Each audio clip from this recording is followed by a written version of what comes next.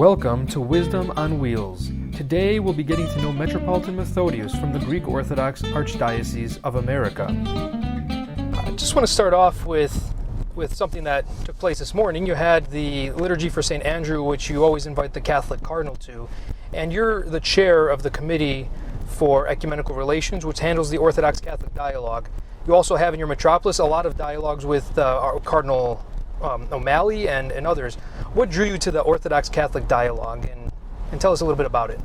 Well, when I first got elected Bishop of Boston, I came, and at that time I befriended Cardinal Bernard Law, and we started this tradition of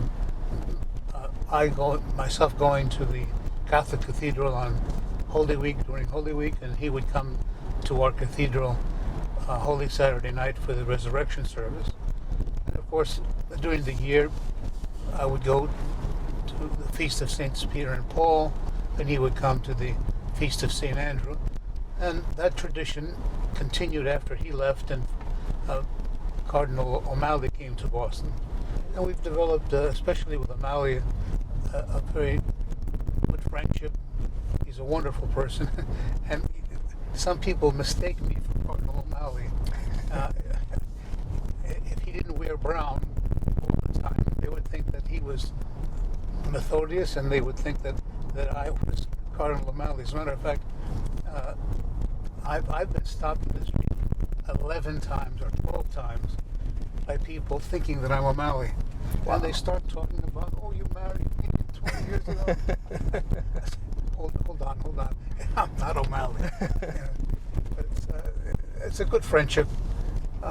Obviously, I'm involved with the Roman Catholic Orthodox dialogue.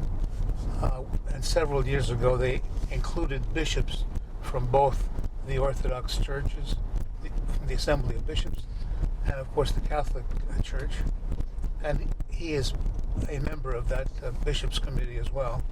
So I get to see him several times a year, and we've developed a friendship. We try to work on issues together that affect both of our churches.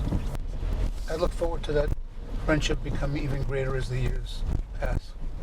To the, let's call them mixed married couples, the couples that are Catholic and Orthodox, doing what you do with the dialogue on that, what would you say to them? What would be your words of advice or inspiration?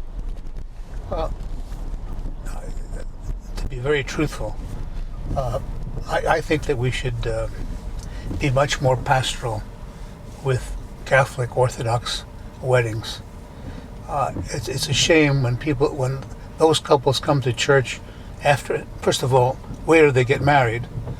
The Orthodox Church still does not recognize, as you know, a wedding that takes place outside of the Orthodox Church.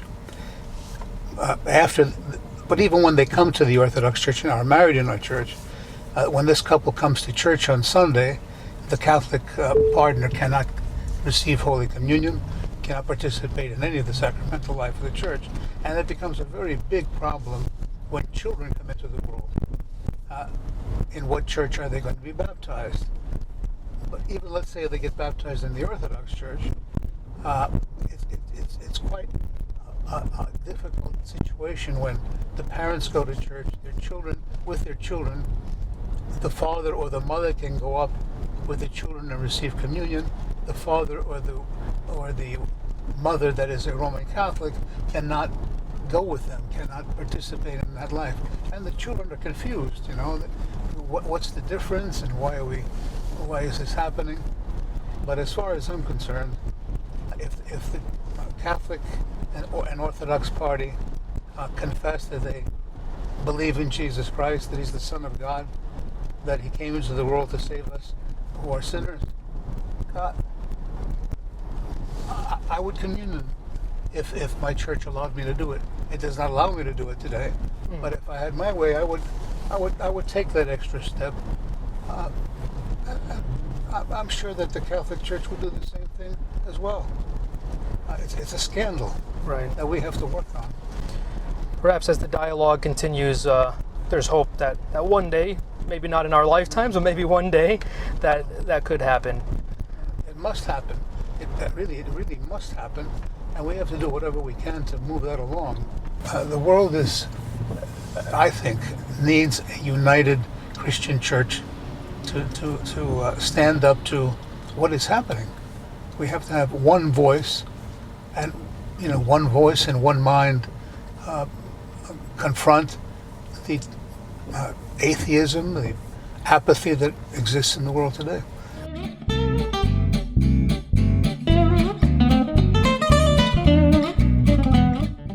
I'm going to shift gears a little bit.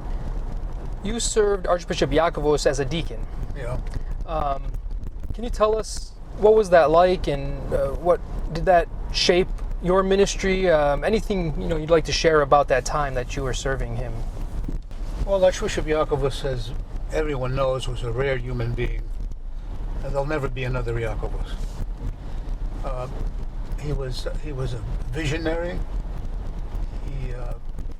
He was a pastor. What made him a very good archbishop, among other reasons, was the fact that he served in this country for at least 12 or 13 years, if I remember correctly. Both at the Cathedral of Boston, he served in St. Louis. He was a pastor. And people still today here in Boston remember him as a priest, how he used to embrace the children of the Sunday school, how he used to run to hospitals. And he became an American, if you will. He loved baseball. He played baseball with kids. He became a pastor to an Orthodox community here in America, and he wanted Orthodoxy to become part of the fabric of the American scene. Now,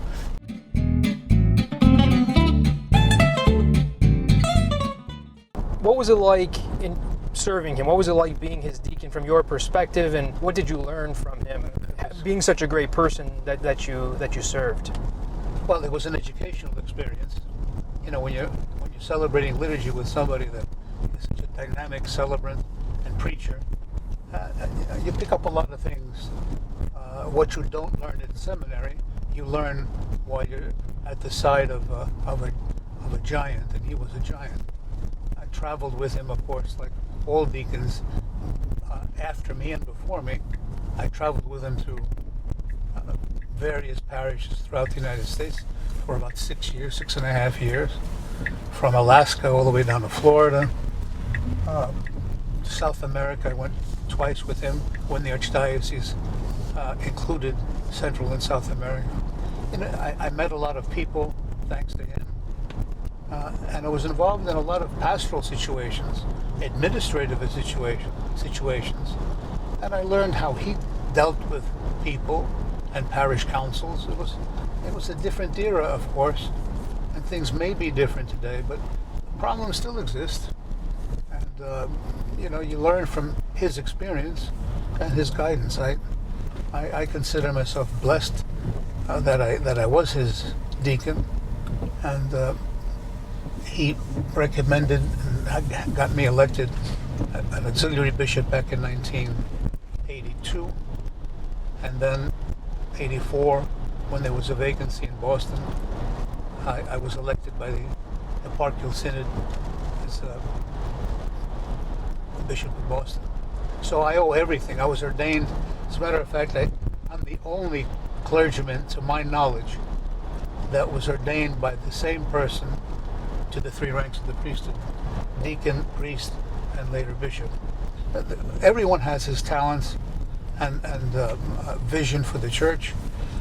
I learned that vision and tried to imitate the ministry of a person who I thought stood out, and that being Iakovos.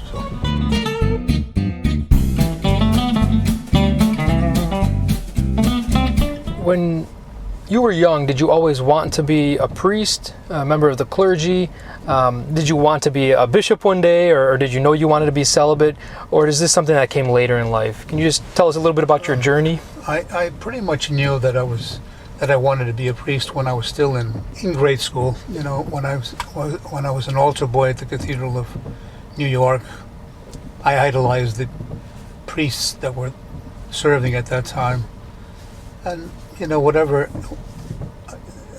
a calling, however a calling is defined, I think I got my calling back when I was in the 7th, 8th grade. And then on April 1st, 1959, when I was an altar boy at the cathedral, and I saw Jacobus being installed, being enthroned as Archbishop of America, I think at that particular point, I may have received the call. As you know, having studied at the seminary, it's very difficult to define what the call to the priesthood is. It's not seeing some angel saying, "Come to me, I'm going to make you a priest." It's a special feeling. It's a voice that you hear. And I heard it back then in the way I just explained to you.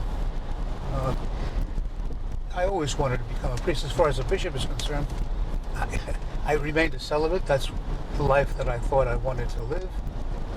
And I don't regret it. And while a deacon, as I said, 6.5 years, and I spent 2 years in St. Spiridon, and then I became a bishop. It's not that I became a celibate to become a bishop, but married priests cannot become bishops. I think so. You know, when I was going off to seminary, one of the priests back home, they said, "Oh, so you got the call, huh?" Yeah. And I said, "Yeah." And he said, "Oh, well, you know, that's the one call you're not supposed to answer. It's a difficult life."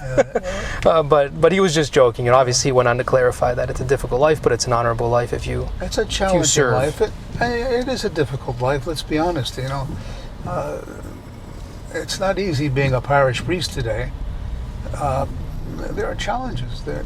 It's a fulfilling life when you know that you love people and that you're loved by a congregation of people that care about you, that are appreciative of the ministry that you offer. But it's not a life for anybody. You don't become a priest to have an easy life or to earn a big salary. That's certainly not the case. For some priests that have transferred 8 or 10 times during their career, it's very difficult to pick up your family every so often and go across the country for a parish, and then again a few years later do the same thing. So it's a taxing life, but as I said, it's also a very fulfilling life.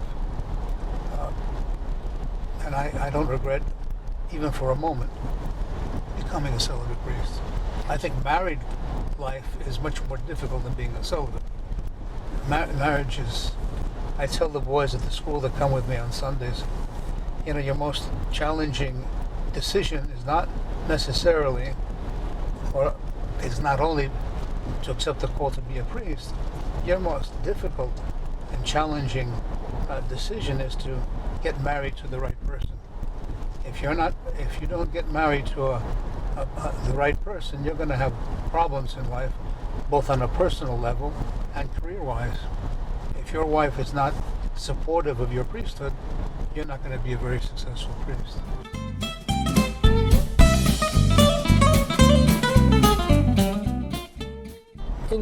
As a bishop and throughout your ministry, you often have chance and opportunity to meet various famous people, presidents and celebrities, things of that nature.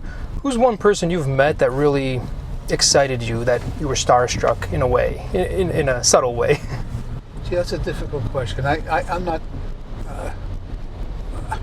I don't get overly impressed by people that have positions in government. I've met the president, various presidents, world leaders. Again, in my young years with Archbishop Jacobus. You know, I treat people like every other human being and want to be treated in the same way. You know, if there's one person that I met, I don't know if I can put my finger on one particular person. Do you have any hobbies? I'm a sports nut. Oh, in the I didn't know that. Yeah, in the summertime, I follow baseball quite closely. This time of year, hockey, football. I'm trying to get the New York Giants to begin getting a winning season. I'm a Ranger fan, but they never seem to get over the quarterfinals or the semifinals. Yeah, I like watching sports very much. You said you're trying to get the Giants to have a winning season. Are you their spiritual advisor? Are you down there coaching them? if I were the coach, I'd be screaming at them every weekend. I like sports. Television, I like to watch a lot of television in the evening, which relaxes me. I'll fall asleep at the couch almost every night. But that's, Is there a particular TV show or movie that's your favorite? I've begun watching more TV from Greece than from here, believe it or not. Well, that might sound strange. I like a lot of the news channels, of course, but I'd like to watch the news to keep up with what's happening in the world. And what I find that the news that you hear from Greece or BBC is quite different than the news that you hear in this country. Completely different, not completely different, but at different points of view. What they emphasize and what our reporters emphasize. And what is disappointing to me is that reporters have become the news, not simply the reporters of the news. So that's disappointing. Right. Do you have a favorite food? It's a tough one. If you're like me, and I like to eat. Yeah, I like. It's hard to. I like to eat, as you can see. Yeah. I like fried clams or fried fish, fried chicken. Yeah, I like all kinds of food. I really do. I remember when I was at seminary and throughout other times, you're very close with your family. Your sister was often traveling with you and around. You all came over from Greece as children. You were born in Greece, right? No, or no? I was born in Manhattan, in Harlem, actually. Oh, okay. Yeah, as was my late brother and my late sister were also born in New York. My parents came from Messina, from Kalamata. And we had an apartment in, again, what is now Harlem. It was Harlem back then. Yeah, but we're Americans of Greek descent.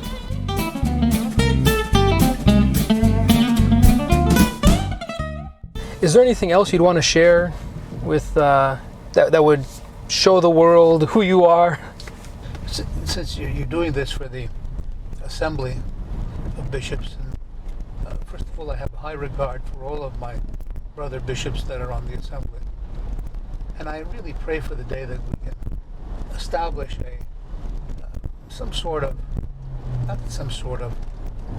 that we can begin thinking of orthodoxy in this country. Yes, we have to remain loyal and respectful of our mother churches, all of us. But we have to give a lot more emphasis, as far as I'm concerned, on orthodoxy in America. What I am saying is that we have to give emphasis to those 6 American-born generations. That first generation, when they came, in low likelihood never married a Greek Orthodox. They married a Catholic, they married a Protestant. Their children did the same thing. So if you do that 6 generations, how Greek are we? We're Greek Orthodox, we're not Hellenic Orthodox.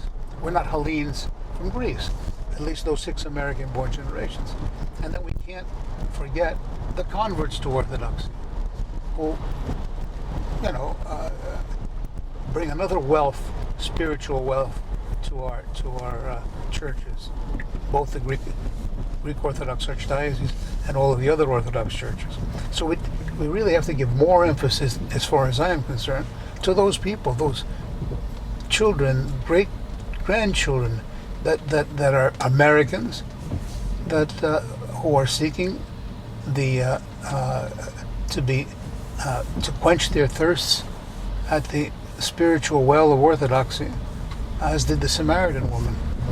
The Samaritan woman wasn't obviously a pure Jew, but she came and was able to dialogue with Jesus Christ, and that's what our churches have to become: spiritual wells where people come and quench their thirsts on the spiritual water of orthodoxy. And I hope that all of our churches give more emphasis, work towards, with the mother churches,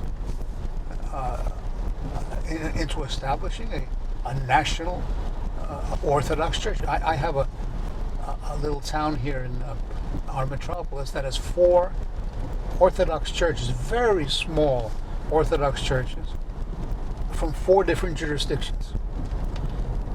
There should be one church with all those 4 little congregations uniting into one strong Orthodox parish, multi-ethnic parish that respects their roots, but also lays down roots here in this country. I hope that day comes soon. Last question I'll ask is do you have a favorite hymn? And if you do, would you mind chanting it for us? A favorite hymn? One of the favorite hymns is the hymn of Pentecost, where we pray for the descent of the Holy Spirit. I love Byzantine music, as you know, and I have a million. When you come to the office, I'll show you a million cassette tapes and CDs of chanters that sing various hymns. I like the Pentecost hymn.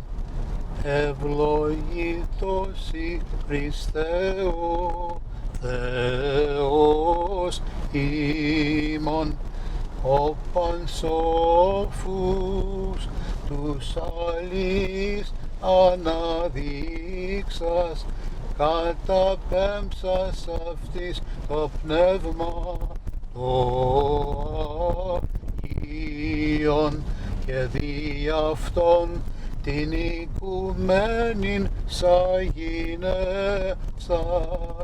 φιλάνθρωπε δόξασι.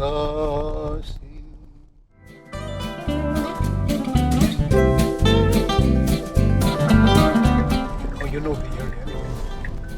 This is the back way in, right? Yeah. I always miss the turn though, so you'll have to...